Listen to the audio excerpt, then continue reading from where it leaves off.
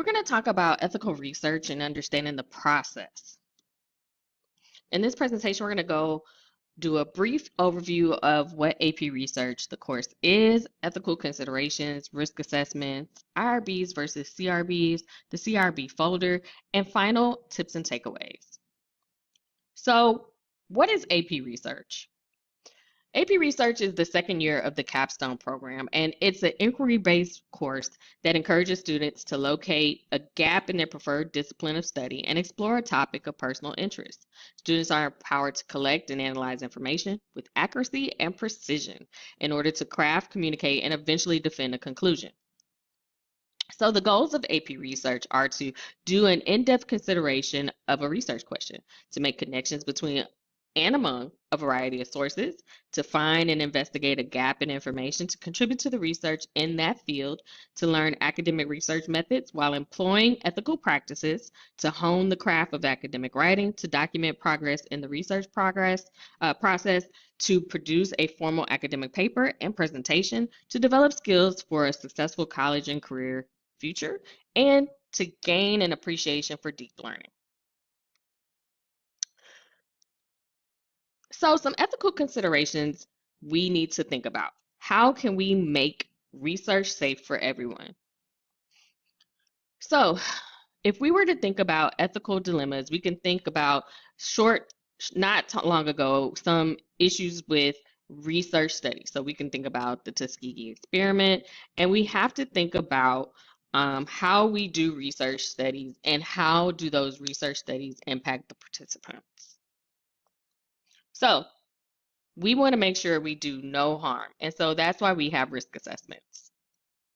And we want to have no more than a minimal risk. So, as the federal government regulates, no more than a minimal risk exists when the probability and magnitude of harm or discomfort anticipated in the research are not greater in and of themselves than those ordinarily encountered in the daily life or during the performance of routine physical or psychological examinations or tests.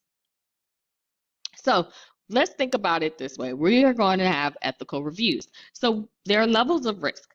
When you have no human subjects, no animal subjects, you just need ethical review approval by the teacher and the panel. Less than minimal risk, and here are some examples. They're exempt from IRB, but they still need ethical review. Minimal risk needs IRB approval, and more than minimal risk, it needs full IRB review and increased oversight.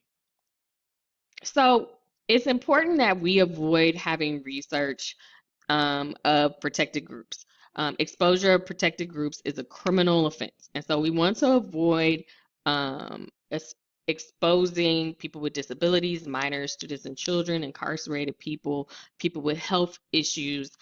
We want to avoid exposing them to risk. So, what is the difference between an institutional review board and a campus review board?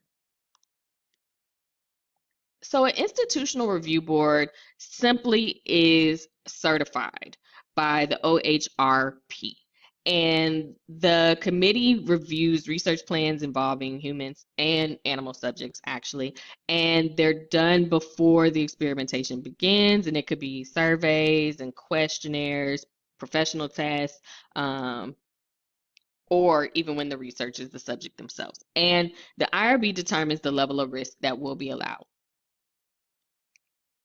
So, how does that work? So, does the study involve human or animal subjects?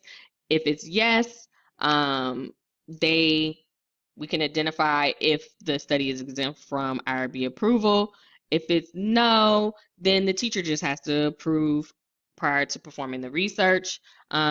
Certain exemptions, such as if it's classwork or other exemptions, which we'll talk about in the next slide, explain the process by which an IRB either takes up in reviewing a research proposal or not. And determining risk, if the IRB determines the risk, they can decide if the risk is worth the understanding of the subject, or they can say it's not worth it and not approve it. So exemptions.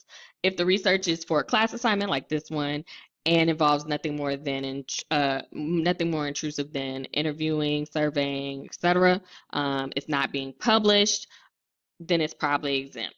However, we still need to make sure that it's safe and it's ethical. So some more exemptions to consider. Is it a normal school activity? Is it individual group behavior, characteristics? Uh, is it happening in a place involving legal behavior, research involving publicly available data? So, campus review boards. So, at Houston ISD, we have instituted a local campus level review process for the students' learning practices, as well as for the documentation and information for campus administration. Um, these campus review board committees are not registered by the Office of Human Research Protections, and so that's the key difference. So, who should be on your CRB committee? Absolutely, you need to have a campus administrator, the AP research teacher, a faculty member, somebody probably who's an expert in the content field that the student is in, but a faculty member, and an individual knowledgeable and capable of evaluating the physical and or psychological risk of any given study. So only caveat is no CRB member can be personally related to the student researcher. So what's in the CRB folder? Let's talk about it. So the CRB folder has tons of tools and resources to help you establish your CRB, helps you explain the expectations of advisors, helps students have their resources and how to communicate with advisors, how to fill out their proposals, how to write their consent letters, all of the things needed to make sure that there is ethical protections in all of these research studies. So, final tips. We want to make sure that we're doing no harm and creating no liability. So, the process of the CRB is to make sure that we protect our participants, protect our researchers, protect yourselves, protect the campus, and protect the district. So, if you have any questions, please feel free to contact me, Sam Shields, your AP Capstone Coordinator 1 and CCMR. Thank you.